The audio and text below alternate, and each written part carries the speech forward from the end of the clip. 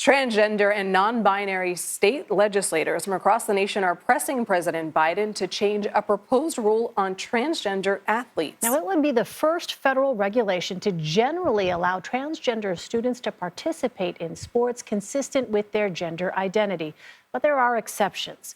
14 lawmakers sent a letter to President Biden asking for an update that, quote, allows trans people to fully participate in the sports of their choosing and does not perpetuate unfounded and harmful claims about trans athletes.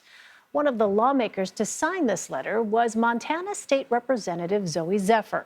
She was barred from the House floor Wednesday for speaking out against a ban on gender-affirming care. CBS News White House reporter Bo Erickson has been covering this and joins us now. Bo, thanks for joining us. Talk to us about the exceptions in the current proposal and what these lawmakers want to see instead. So under the more than 50-year-old Title IX protections, which in the 70s for the first time granted equal access to both male and female students to school opportunities like sports, the Biden administration now is proposing to use those Title IX protections and apply them for the first time ever to transgender students. And as you mentioned, it would generally allow younger transgender student athletes to participate, that is elementary school and middle school age. But what those 14 transgender state lawmakers and non-binary lawmakers, their point was that these carve-outs and exceptions in the proposed rule, specifically for older transgender student athletes like high school and college age, that they do not think those exceptions need to exist. In the letter, they went on to actually say that the rule would provide those who seek to deny transgender rights a roadmap for how to do so. They signed this letter and sent it directly to President Biden, and those lawmakers tell me that they are still waiting for a response. You know, Bo, it's interesting. The Education Department has received nearly 30,000 public comments on the proposal. What are some of the other concerns it's hearing about the current carve-outs for older transgender students?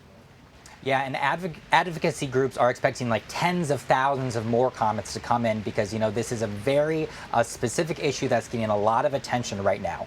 When it comes to other individuals who are opposed to giving this Title IX protection to transgender students, they cite things like fairness and safety, specifically for teen girls, and that is the reason why there shouldn't be a national standard for transgender students competing in athletics. They also do not believe that the Biden administration will honor some of these carve-outs and exceptions for rules set for older trans athletes. But what I really think is important that could be passed here is kind of a standardization when it comes to high school students, because there is no current national standard when it comes to how and when transgender students can participate in high school athletics. So if this rule passes, it could set up a conundrum for administrators that are in the 19 states that currently outlaw or limit participation of trans students in athletics. They would have to decide if they're going to go with the state law or if they're going to go with this federal protection.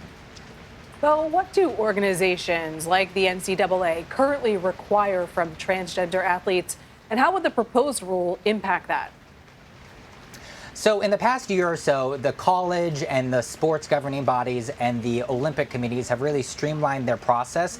The Education Department says that carve-outs for these higher levels of competition would be allowed, specifically rules that differ for the type of sports and also the documentation requirements for individuals that are on testosterone suppression treatments. The Education Department says that those carve-outs would be allowed.